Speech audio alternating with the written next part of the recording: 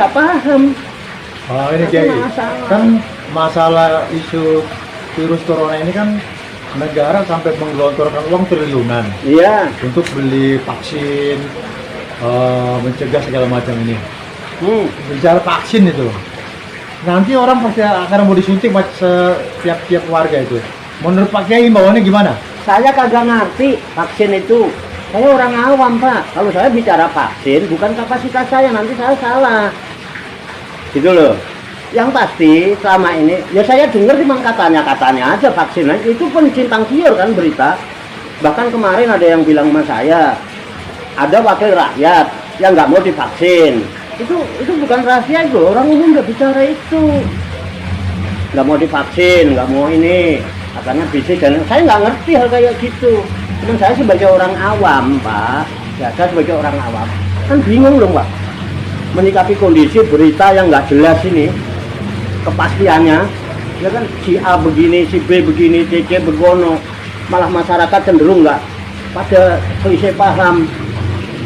Ini bisa Oke. perpecahan. Oke, nggak takut nanti ditegur pemerintah, di penjara gitu, tidak Astagfirullah. mengikuti program.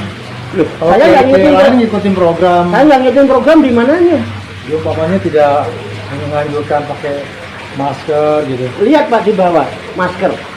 Satu pak untuk murid-murid saya ngaji. Saya pakai masker lebih dari maskernya orang-orang. Gimana sampean bisa bicara gitu? Kepopongan saya bagaimana? Loh, saya bukan nggak pernah bicara sama tokoh-tokoh. Tanya tokoh-tokoh dari kelurahan, dari mana saya? Dari kepolisian, dari udah ngobrol sama Ini Pak Kiai ada satu pertanyaan begini. Di sini kan selalu nggak pakai masker tapi selalu aman. Nah, sebenarnya resepnya apa dari segi agama atau dari segi apa untuk mungkin imun buat tubuh? Coba bisa tolong dijelasin Pak Kiai gitu. Ya kita bicara lahir batin sebagai umat beragama, kita bicara pakai konsep agama. Sebagai manusia awam secara lahiriah, saya secara fisik saya ada usaha. Saya selalu minum air hangat. Lihat di meja saya, selalu ada termos. Satu. Kedua, saya ada usaha antibodi. Usaha antibodi secara lahiriah. Saya punya senam. Saya ajak senam murid-murid saya. Senam antibodi. Wahyu Kolosebo, senam BKS. Kamu boleh lihat nanti malam Selasa. Sejak mulai ada isu-isu itu, kita sudah ada itu. Secara lahiriah kita sudah usaha, Pak. Makan yang sehat, makan cukup, ya kan? Itu. Terus yang kedua secara batinnya kita berdoa. Dan bicara masalah vaksin, Pak. Rasulullah dulu pernah sakit kan? Nah, Bapak lebih tahu lah orang masjid. Rasulullah Nabi Muhammad SAW itu pernah sakit, Pak. Ya, ini sejarah yang pernah saya terima dari para kiai-kiai ya. Baik kiai sama dari NU ya. Dari kiai NU maupun kiai mana menceritakan sejarah itu. Ketika Rasulullah sakit, Allah perintahkan malaikat Jibril, ya kan, menurunkan wahyu kepada Nabi Muhammad. Isinya apa, Pak? Qul a'udzu birabbil falaq min syarri ma khalaq wa min syarri ghasiqin idza waqab wa min syarri nafasati fil 'uqad wa min syarri hasidin idza hasad. Terus satu lagi, Qul a'udzu birabbin nas malikin nas ilahin nas min syarril waswasil khannas alladzi yuwaswisu fi sudurin nas minal jinnati wan nas. Rasulullah sehat, seger buger. Itu vaksin dari Allah. Loh, itu keyakinan kita. Ya maaf loh, zaman kan dari NU lebih tahu lah. Ya NU semua ngamalkan. Ratibul Haddad ada, Hizib ada, apa ada. Ini keyakinan, Pak. Emang saya dilarang melakukan keyakinan itu? Hah? Apa ada larang untuk melakukan keyakinan? Kan dilindungi juga oleh undang-undang. Itu resepnya. Cara lahiriah saya juga usaha jaga kesehatan.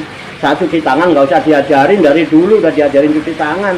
Apalagi mbah saya di kampung, Mbak, depan rumah itu selalu ada gentong jamban gitu. Kalau dari mana-mana habis main layangan, cuci kaki, cuci tangan, cuci muka, baru boleh masuk rumah. Itu udah pelajaran saya dari kecil. Gitu, betul nggak? Itu tetap lah usaha lahir batin. Saya ini membantu pemerintah juga dengan cara saya. Kalau saya suruh kayak orang-orang, jadi kayak sampean, saya jadi hansip udah nggak kuat lari, orang udah tua begini, ngos-ngosan saya. Jadi ini cara saya, dan ini keyakinan saya. Cara agama tercatat buat ilmunya begitu ya, Pak. Jadi iya. gini, ternyata di Islam itu kan sholat 5 kali ya Pak? Ya. Berarti kan kita cuci tangan 5 kali otomatis. Iya, ya? kalau satu kali cuci 3 udah 15 kali. Iya. Kan Berarti disunahkan 3 kali 3 kali, Pak. ternyata itu imun ya Pak? Maksudnya, Imun. saya kan belum tahu Imun ini, Pak. harus dibarengin dengan iman. Betul nggak? Iman, imun, ya kan? Insya Allah aman. Masalah imin masing-masing.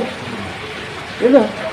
Ya mungkin Abah kan bisa jelasin ke nanti sahabat-sahabat kita, Oh iya, kita yang ini. yang awam ini kan mungkin belum ngerti yang orang Islam lah ya, kita bicara yang orang Islam ya Pak. Nah iya, kita orang Islam mau bicarain orang lain ngapain? Itu tadi Iya. ya minta penjelasan tentang babagan cuci tangan apa gimana, jadi nanti yang lain bisa pada tahu gitu Pak. Iya, itu tangan. Gak pakai diajarin, ya baru aja telat ini. Kalau ngajarin kita orang Islam. Kita dari dulu udah mana besoknya harus dijajarin. Mungkin baru sadar kali Bah, karena selama ini kita Tapi sama nggak sadar. ya mungkin karena jarang sholat Bah. Nah ini dia masalahnya. Itu masalah itu Bah. Loh, jangan orang Islam kok jarang sholat. Nah, itu yang bikin masalah itu sebenarnya Bah. Itu makanya udahlah, serahin sama Allah. Gini Pak, ini udah setahun. Usaha pemerintah sudah maksimal melalui Kementerian Kesehatan, pakar-pakar dokter ya Pak. Bahkan Bapak tadi bilang sampai menggelontorkan uang triliunan. Cukup dong. Usaha secara lahiriah cukup dong pemerintah. Pemerintah peduli banget dong dengan rakyatnya. Ya kan? Triliunan loh, Pak. Belum bansos dan lain sebagainya. Tapi kan nyatanya hasilnya kok ini berita makin parah seolah-olah makin parah. Itu kenapa? Kalau nanti Pak Kiai disuntik vaksin mau nggak? Loh itu terserah saya, kalau lo itu hak asasi. Pak, maaf, saya nggak pernah ke dokter. Saya itu nggak pernah mau disuntik itu. Nggak kira-kira mau nggak nanti? Ya enggak. Nanti di penjara. Ya, siapa bilang Pak ini hak asasi? Pak, orang sakit nih dari zaman saya kecil, mbah-mbah saya. Isunya kalau nggak mau divaksin bayar ke denda. Isu Bapak, ya, baru dengar gitu. Bapak jangan dengar isuan, buktinya belum ada. Isu dari dulu nggak isu melulu ini. Saya bicara fakta aja lah. Faktanya saya aman kok, ngapain sampai berubah saya? Kecuali di sini tuh pada geleprak kena kopet semua. Di sini aman-aman lihat tuh.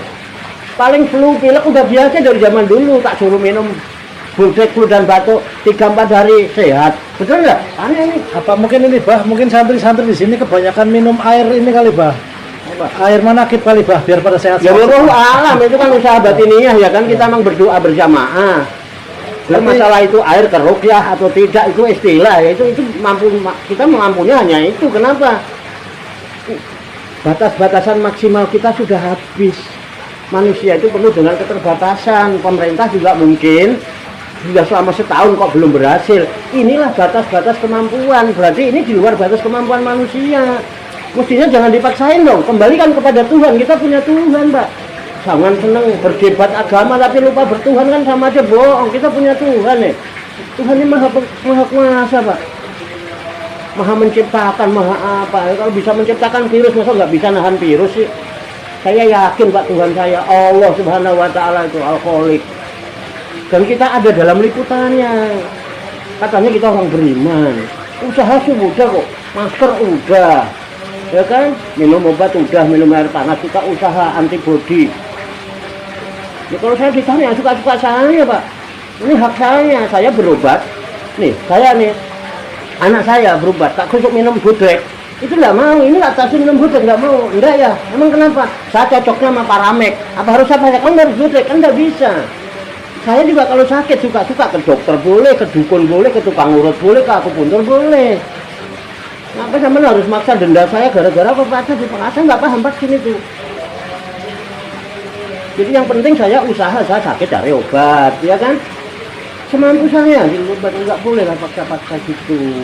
Kan kita punya hak Pak, ini hak asasi manusia, kami sama-sama manusia. Terakhir Pak Kiai. Nggak usah terakhir, terus sampai subuh nggak apa-apa. Saya mau rapor di DPR nih. Nah, silakan, orang DPR udah pernah kesini. Satu pertanyaan terakhir.